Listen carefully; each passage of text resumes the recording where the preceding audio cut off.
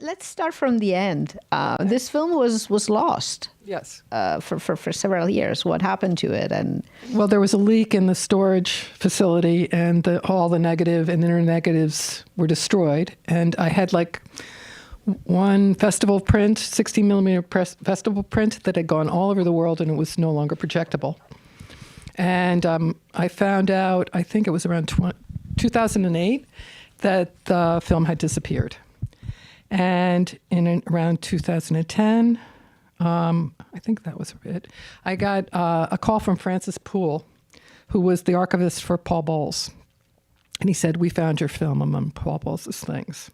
Because we didn't have VHS, we didn't have DVDs in the early 80s. So a friend of mine who had been a friend of Jane and Paul, his parents had been friends with Jane and Paul, offered to bring a original print off the original negative to Paul Bowles because I made the film without the rights. And I fell in love. I didn't know about rights. I fell in love with the story. I made the film. We shot it in 8 days, and so I had this friend of mine bring the print to Paul to get his approval for the rights, and that was kind of how it happened. And then Paul said, "You have to see my agent at William Morris." And I went to the agent at William Morris, and he said, "We wouldn't have given you the rights to this film if you had just asked out of the blue. But now that I've seen the film, we give you all the rights." So it worked out. And then when Francis Poole called me and said, "We found this print off the original negative," and I said, "Well, what condition is it in?" "It's been in Tangier for 30 years. And he said, "It's in impeccable condition," which is very unusual for a black and white film. And the thing is, I didn't have money to have a metal can so that it could be sent that way. It was in a cardboard box. So the film was allowed to breathe. And there was also something about bug powder kind of helped too, apparently, in the preservation. And so when Francis was very nervous because he was afraid I was going to demand the print back immediately. And I said, "No, let's make try to make an inner negative, and do some high definition HD prints, and then you can have this original print." Because he was working on Paul and Jane Bowles' archive, so they have the original print, and I was honored that the film is in the archive with them. So that's how it worked out. And then they showed it at the New York Film Festival at Masterworks, and I think in 2011 or 2012. Yeah. Sara, how does I don't know the Bowles story. How does the film relate to the story? Is it a close adaptation? It's a totally complete.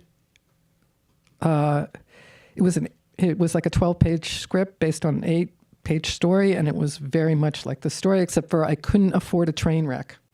That was the only difference. And this cost me $150, the accident scene, because I just had to pay the company for $50 a car for the 3 cars. And then the fire department, they had a training school, and they were very happy to blow everything up. And then I brought a keg of beer for them. And then that night, the ambulance guys, who were all the brothers and sisters of the firemen, called me, and they wanted to be in the film. So I was like, "Okay, I'll write a scene for you." You also have Nan Goldie and Lucy Sante in the film. Were they part of your circle, or you brought them in specifically for? No, we were all just friends downtown. Downtown New York at that time was very small, and we all knew each other. And and Nan was always very generous with me and did the stills on all of my features. And Lucy Sant went to Columbia with Jim, and so we've all been friends for a very long time. Speaking of the look of the film, first of all, I want to go back to another thing. The film, and rewatching it now, it strikes me how it combines a subjective and objective point of view. We're her, but it's an objective viewing, and it's really empowering of the character, because a character that normally would be in an inferior position because of her mental condition is actually the person of power in the film. And you do this all through form, and through the acting. Can you talk a little bit about the design of the point of view? I directed the film exactly as I first read the story. I read the story and I saw the whole thing. And I never like wanted to analyze it. I didn't want to look into. Apparently, a therapist told me that they show the film as an example of schizophrenia in hospitals and stuff, in institutions. But I just took the story as it was, and I just tried to interpret it exactly how I felt when I first read it, which was stunned. At the end, I was just completely stunned by the twist. And let's go back and talk about the photography and about the black and white, which is wonderful. It reminded me, and it could be also be some of the the sort of the country's setting. It made me think of an independent film such as Night of the Living Dead, in that sense of George Romero. This is not a horror film, but it has that sense of dread and the contrast and the use of black and white and use of the camera.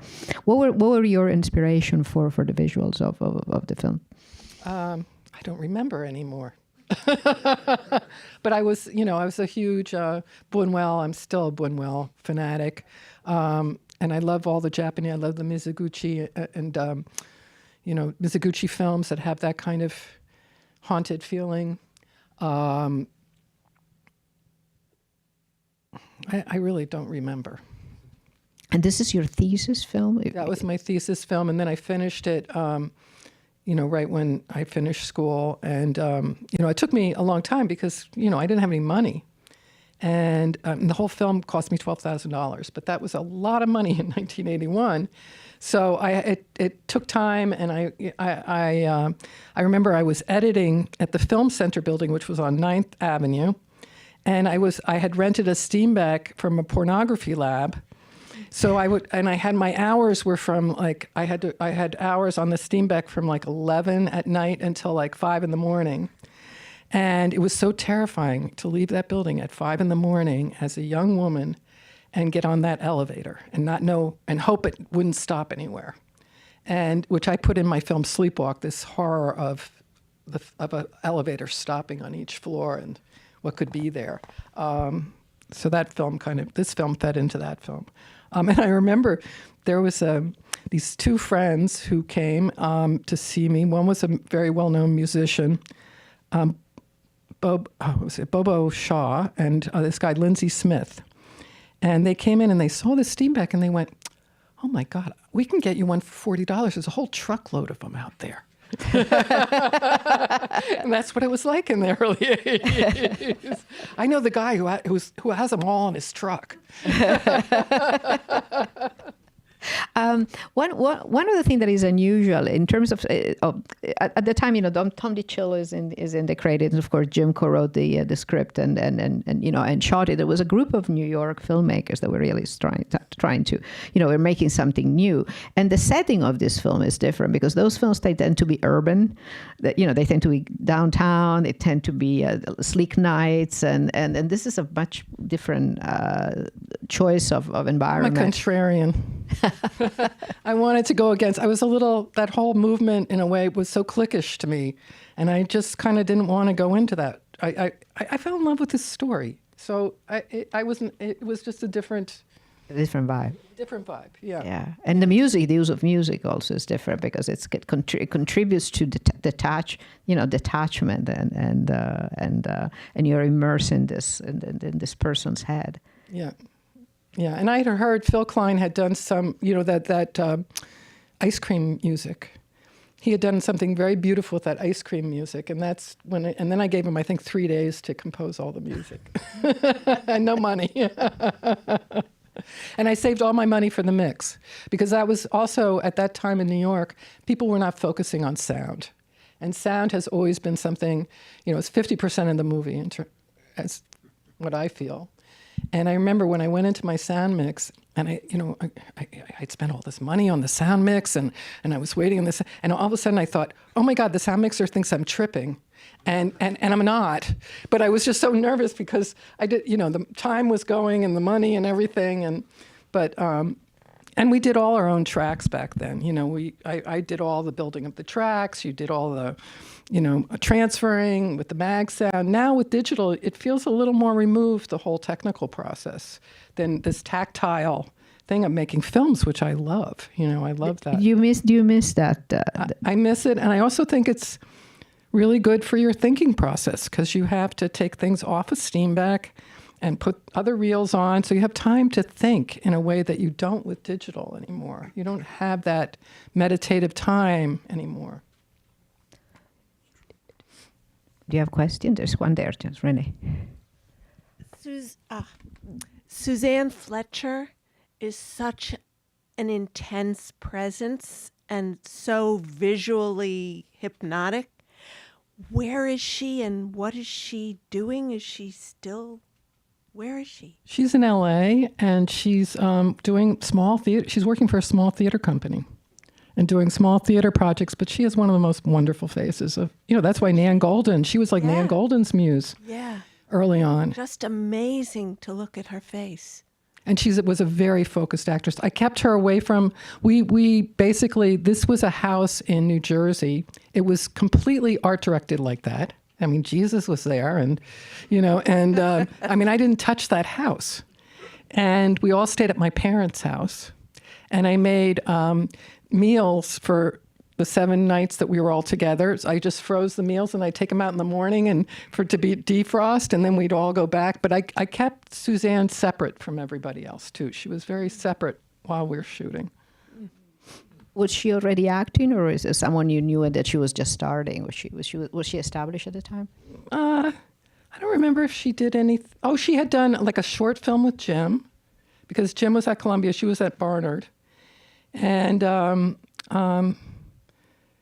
but she was basically a very dear friend, and I kept picturing her. It was so weird. I kept picturing her in men's shoes, and somehow shoes are very important to me when I'm making movies. Like the grounding of the actor. Down there. Hello. So there's a very pervasive feeling of dread, at least for me, throughout this film. And usually when films like build on this like stillness and tension, there's a moment of like release and like catharsis, but there's not really a moment in this film where things like you expect things to like go horribly wrong, things like that nature. And was that deliberate to like kind of withhold that moment of, I guess, release for all this tension that's been building slowly throughout the story? Yeah, absolutely. I mean, that was in the short story. The twist was in the short story. And I remember the moment I finished reading that story and I was stunned. And that gave me the idea of how to build it. It was really all in the script.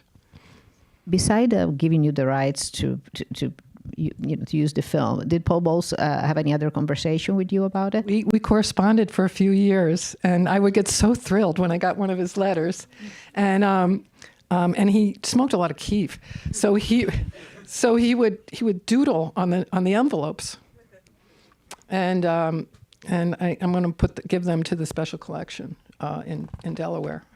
That's where your archive is? Yeah, the archive is. Here.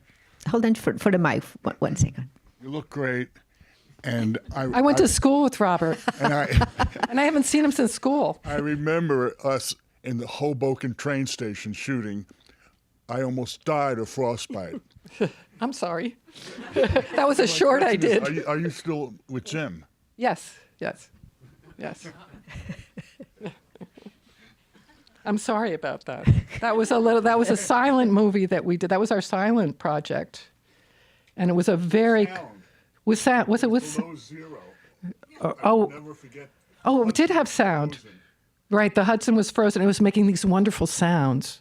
The sound of the river with the ice. Yeah. I was gonna die. I'm so sorry, Robert. I'm glad you survived. It's true. The other question? I'll ask something about now then. You're working on 4 projects. And can you tell us a little bit about them? Well, I'm doing a film right now for Amazon about Charles Adams, who was a local here. He had a house in Sagaponack, which he called the Swamp. And so if anybody has any footage or anything, I could use it, actually, because everybody's pretty much dead who knew him. So I'm doing that, and then I just got financing in Portugal for my first feature in 30 years. I've had many scripts I've written, and I haven't been able to finance them. and we were able to do a co-production, even though I'm an American director, which kind of X's me out of co-productions. These wizard Portuguese producers are now I have a co-production with Greece and Portugal. We don't have quite enough money to finish the film, but all the actors just came together organically. Everything is happening. It's like we got to do it now or we're not going to do it. So I'm shooting that. I'll be in Portugal from January to April. So I have a window. Amazon gave me a window of time to leave the Adams so I can do my narrative film, which I'm kind of a special effects and camera geek. And it has a lot of special effects, sleight of hand. It's really about the human imagination. And then, so I'm working on that. And then I'm doing an animated feature with two brothers who I met at Lincoln Center when you did the Academy. It was when I was there for Boom for Real. And I met these two brothers. And then we started talking after this talk I did at Lincoln Center. And we made a short film called Stranger Than Rotterdam. And it's about how I smuggled cocksucker blues into Rotterdam in order to pay my trip so I could help raise the money for Stranger Than Paradise. And so it works very well before Stranger Than Paradise and Cocksucker Blues. And these two brothers, Jim and I, moved out of our loft on the Bowery. It's a 5-floor walk-up. And we moved to an elevator building. And I gave them our loft to make a feature film about Jim's film stories, because he's a very funny storyteller. And so and it's handmade. There's no AI. They actually disdain AI, and it's all with puppetry and animation. And we have a Greek financier who took the risk to finance these guys. And they're cinephiles, and they're a joy to work with. And then I have a documentary about the great graffiti artist Lee Quinones that we're also raising money for, and I've been shooting that over the last 2 or 3 years. I have about 22 hours of interviews with Lee, and Lee is a really interesting character. He's completely self-educated. He grew up in the projects in New York. And he's considered the Leonardo da Vinci of spray paint, and he was one of the most revered, legendary graffiti artists. He started when he was 13, and he was the New York MTA. He was the most wanted kid on the list of the MTA. They caught him at one point and they waterboarded him in a toilet when he was about 14 or 15 in the subway. What year was that? It was probably the 80s. It was the 70s. It was like the mid 70s or late 70s, and he broke away from them because they wanted him to rat on other graffiti artists, other writers, and he broke away from them, ran away, and the police never actually arrested him. But in 2005, when Katrina happened, and he didn't really know how to ride a bicycle, he decided to ride his bicycle to Miami to raise money for the Boys and Girls Club in New Orleans. And the city of New York closed the Holland Tunnel for him. And he's, he interests me also because I'm interested in the history of the city of New York, and I'm doing a deep dive into the whole Puerto Rican community and whole Puerto Rican community in New York with this Lee Quinones film, which is really interesting too, about immigration, and so I'm working on that as well. So, and then 2028, I'm going to read books. All I'm going to do is read books. It's interesting to hear you talking, and to a certain extent, Jim, but especially you, it feels like your concept on how to make film and you want them to be seen and what's important for you in making them hasn't changed much since this. Clearly, the money is a little, it's more. But I think that you seem to be very loyal to the format of independent filmmaking, that it's becoming really, really rare and hard to find.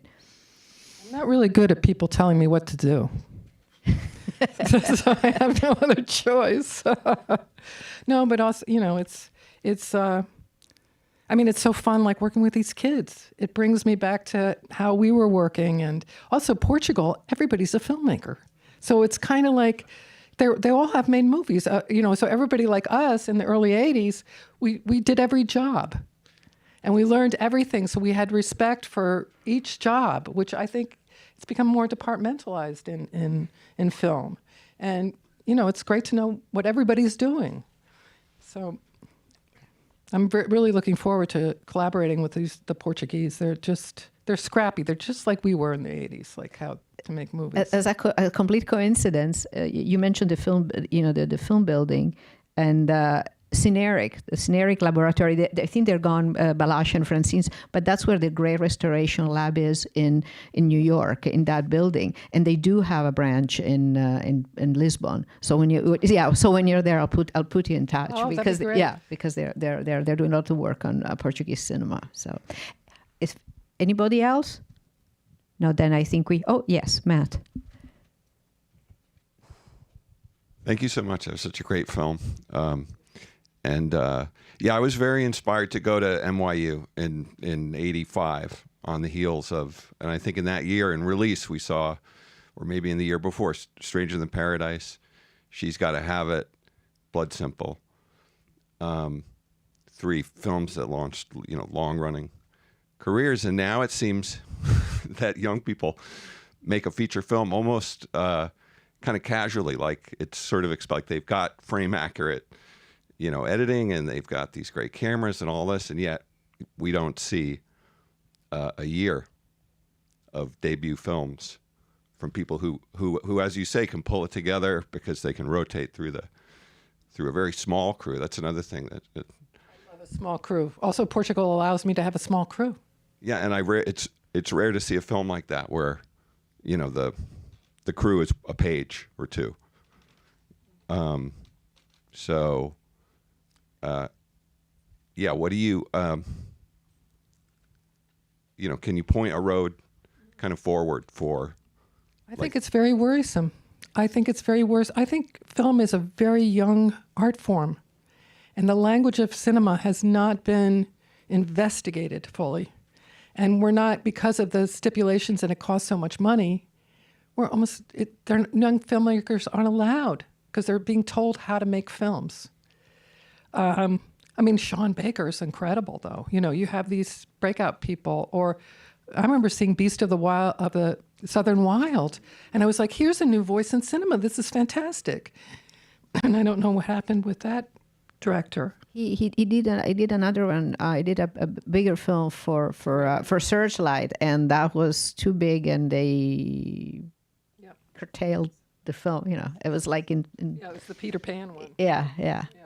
So I think I think people are conscious of that. I'm in talks right now with a company in Lisbon, and they want to start doing workshops with young filmmakers to help them, find their footing. And I think there's a big concern about a new generation of filmmakers. We need new voices, and not just stuck in festivals. And I think, the marketeers, like the movies of the world and the people like that, they should be, because I think, like the New York Film Festival has had the biggest crowds that they've ever had in the last 2 years. And that's why it's great to come here this weekend. People want community. They want to come back, and they want to have a shared community. And it's really up to these marketeers to get people back into the cinemas, instead of saying to me, well, the movies that are going to end up in the cinemas are only the ones on track for the Oscars. That's what I was told 2 weeks ago. That a small film like mine in Portugal will, they'll do some special event for it, but that's about it. It won't really have any distribution. The industry is shooting itself in the foot, and they should start focusing on people want community. People want to see movies together. So if anybody knows any of those people, please. Well, I couldn't think of a better way to close our conversation. Thank you so much, Sara. And we'll have you back. And Sara was with us, one of the first believers. Thank you to Wendy. Sara came up when we were raising money to rebuild the cinema, and we had a screening, and it was important that some artists sided with us and kept us visible when we, in all those years where it was just like going around and asking. And it's so beautiful. Look at the outcome. This is the first time I've seen it since you guys were raising money. Yeah. Well, thank you again. So congratulations.